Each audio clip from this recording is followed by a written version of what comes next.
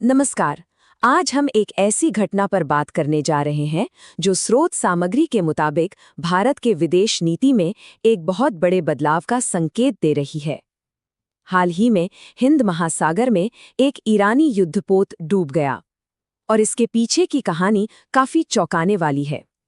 चलिए इसी की परतों को खोलते हैं और समझते हैं कि इसके मायने क्या हैं। और कहानी में एक बहुत बड़ा ट्विस्ट है।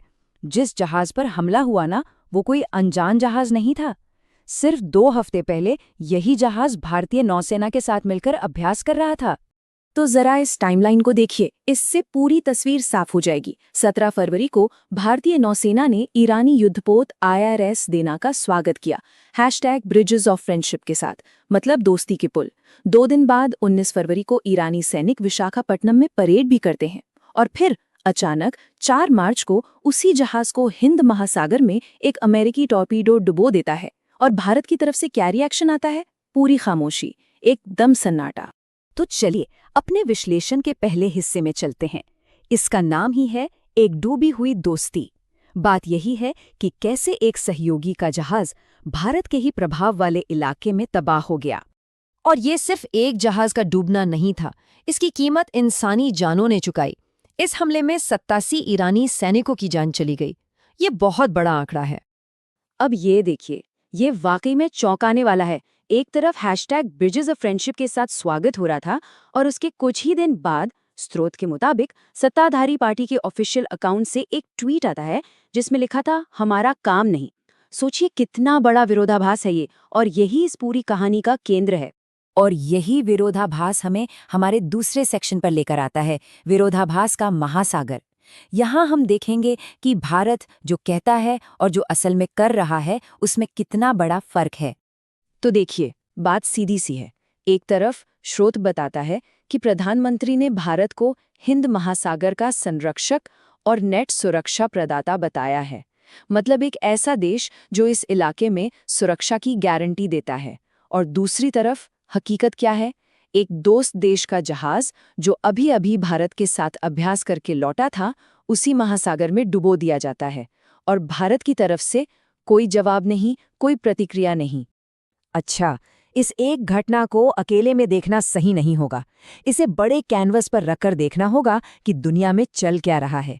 देखिए, ईरान ने हॉर्मुज़ स्ट्रेट को बंद कर दिया है, जहां से दुनिया का करीब 20% तेल गुजरता है। अमेरिका ने ईरान में 2000 से ज्यादा ठिकानों पर बमबारी की है। जवाब में ईरान ने भी मिडिल ईस्ट में अमेरिकी ठिकानों पर हमले किए हैं। मतलब पूरा इलाका एक तरह से बारूद की ढेर पर बैठा है। तो सवाल ये उठता है कि क्या भारत हमेशा से ऐसा था? चलिए थोड़ा इतिहास में चलते हैं और देखते हैं कि भारत की विदेश नीति पारंपरिक तौर पर कैसी रही है। इस सेक्शन का नाम है स्वायत्तता की विरासत। बात है 1979 की। भारत का बहुत करीबी दोस्त सोवियत संघ अफगानिस्तान पर हमला कर देता है। तब प्रधानमंत्री इंदिरा गांधी ने दुनिया के सामने साफ साफ कहा, मैं इसकी सराहना नहीं कर सकती। मतलब दोस्त होने के बावजूद उन्होंने एक स्टैंड लिया। फिर थोड़ा आगे आते हैं साल 2003 में। अमेरिका ने इराक पर हमला किया और भारत पर दबाव डाला कि वो भी अपनी सेना भेजे। प्रधानमंत्री अटल बिहारी वाजपेयी ने साफ मना कर दिया। इतना ही नहीं, भारत की संसद ने मिलकर इस हमले की निंदा करते हुए एक प्रस्ताव भी पास किया। और ऐसा नहीं है कि ये बस 1-2 बार हुआ। 2011 में भी जब लीबिया में पश्चिमी देशों ने दखल दिया, तब प्रधानमंत्री मनमोहन सिंह ने UN में कहा था कि टकराव से नहीं, सहयोग से ही रास्ते निकलेंगे। ये भारत की लगातार चली आ रही नीति थी। तो इन सब बातों से क्या पता चलता है? यही कि भारत की एक परंपरा रही है रणनीतिक स्वायत्तता की। इसका सीधा सा मतलब है, हम अपने फैसले खुद लेंगे, चाहे दुनिया की कोई भी बड़ी ताकत कितना भी दबाव क्यों न डाले। और स्रोत का तर्क यही है कि अब शायद ये परंपरा टूट रही है। अच्छा, ये सब तो हुई बड़ी बड़ी बातें, विदेश नीति, जियोपॉलिटिक्स, लेकिन सवाल ये है कि इसका एक आम इंसान की जिंदगी पर क्या असर पड़ता है। तो हमारा अगला सेक्शन इसी पर है, नीति की कीमत। कैसे ये बड़े फैसले हमारी जेब पर असर डालते हैं। इससे समझने के लिए पहले ये देखिए, भारत अपनी तेल की जरूरत का 55% हिस्सा मिडिल ईस्ट से मंगाता है। जी हाँ, 55%। और ये वही इलाका है जो इस वक्त संघर्ष की आग में जल रहा है। तो जाहिर है भारत की ऊर्जा सुरक्षा एक बहुत बड़े जोखिम में है। तो ये सीधा सा सवाल मन में आता है कि अगर वहाँ हालात और बिगड़ते हैं तो भारत कितना तैयार है? हमारे पास जो तेल का भंडार है वो कितना सुरक्षित है? और यहीं पर आकर मामला और भी उलझ जाता है। स्रोत के मुताबिक सरकारी बयानों में ही विरोधाभास है। फरवरी में एक केंद्रीय मंत्री कहते हैं कि हमारे पास 74 दिन का तेल रिजर्व है और अब सरकार कह रही है कि सिर्फ 25 दिन का है। अब 74 दिन या 25 दिन, ये कन्फ्यूजन तैयारी पर बहुत बड़ा सवाल खड़ा करता है। और इस अनिश्चितता का असर सीधा घर के बजट पर पड़ता है। हाल ही में एक एलपीजी सिलेंडर की कीमत 60 रुपये बढ़ गई। ये दिखाता है कि विदेश नीति सिर्फ अखबारों की हेडलाइन नहीं होती, इसका सीधा असर हमारी रसोई पर होता है। लेकिन शायद इस पूरे मामले में सबसे चौंकाने वाली बात यह है जो स्रोत ने बताई है। अमेरिका के ट्रेजरी सेक्रेटरी का एक बयान है।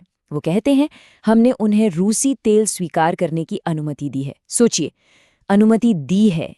ये शब्द अपने आप में भारत की आज़ाद व्यापार नीति और संप्रभुता पर कितने बड़े सवाल खड़ा करता है। तो आखिर सवाल यही है कि ये सब हो क्यों रहा है? भारत की नीति में इतना बड़ा बदलाव क्यों दिख रहा है?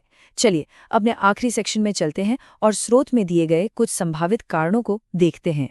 तो लौट फिरकर हम उसी एक सवाल पर आ जाते हैं, इस बदलाव का आखिर कारण क्या है? भारत अपनी दशकों पुरानी खुद के फैसले लेने वाली नीति से क्यों भटकता हुआ दिख रहा है? देखिए, स्रोत में कुछ संभावित वजहें बताई गई हैं। पहली, अमेरिका का बढ़ता हुआ दबाव।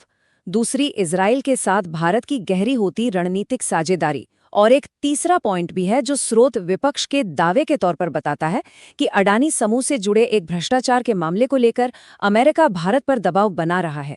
हम यहाँ सिर्फ वही रिपोर्ट कर रहे हैं जो स्रोत में बताया गया है।